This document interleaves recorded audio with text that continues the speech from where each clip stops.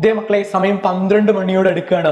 ഒരുപാട് കുട്ടികൾ ഈ രാത്രിയിലും മെസ്സേജ് അയക്കണോ, സാറേ പരീക്ഷ ഓർത്തിട്ട് നല്ല പേടിയുണ്ടോ, ഉള്ളിന്റെ ഉള്ളില് ഒരു കനല് പോലെ പരീക്ഷയെ കുറിച്ചിട്ട് എന്ത് ചെയ്യുന്നുണ്ട്, പേടി ഇങ്ങനെ ആളി ആളി കത്തുന്നുണ്ട്.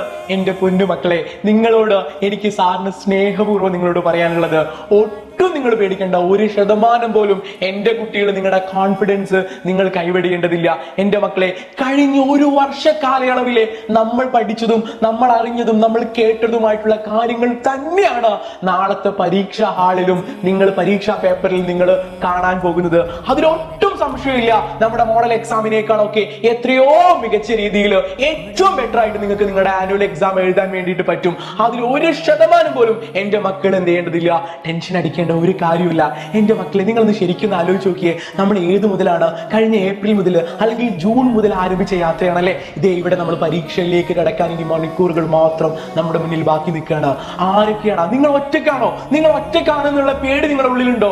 അല്ല മക്കളെ, നിങ്ങൾ ആലോചിച്ച് നോക്ക്. ഹൃദയത്തിന്റെ ഉള്ളിൽ ഈ സമയത്തും നിങ്ങൾക്ക് വേണ്ടി പ്രാർത്ഥിക്കുന്ന നിങ്ങളുടെ മാതാപിതാക്കളുണ്ട് അല്ലെ, നിങ്ങളുടെ രക്ഷിതാക്കള്, നിങ്ങളുടെ അച്ഛൻ, നിങ്ങളുടെ അമ്മ, നിങ്ങളുടെ നാളത്തെ പരീക്ഷ ഓർത്തിട്ട് നിങ്ങളെക്കാൾ വലിയ രീതിയിൽ നിങ്ങൾക്ക് വേണ്ടി ഹൃദയം പൊട്ടി അവർ പ്രാർത്ഥിക്കുന്നുണ്ട്.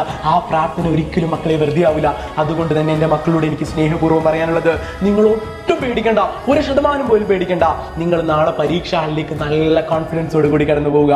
നന്നായിട്ട് പരീക്ഷ എഴുതുക. പരീക്ഷ എഴുതി കഴിഞ്ഞിട്ട് ഒരിക്കലും ഉത്തരപേപ്പറുകൾ നോക്കേണ്ട. അടുത്ത പരീക്ഷയ്ക്ക് വേണ്ടിയിട്ട് നിങ്ങൾ തയ്യാറാവുക. ജീവിതത്തിൽ ഒന്നിന്റെയും അവസാനമല്ല. നാളത്തെ പരീക്ഷ ഒട്ടും നിങ്ങൾക്ക് പ്രയാസമാവില്ല. നാളെ പരീക്ഷ കഴിഞ്ഞ് വരുമ്പോൾ എൻ്റെ കമന്റ് ബോക്സിൽ നിങ്ങൾ എഴുതും, സാറേ പരീക്ഷ എളുപ്പമായിരുന്നു. ഓൾ ദി വെരി ബെസ്റ്റ് മക്കളെ.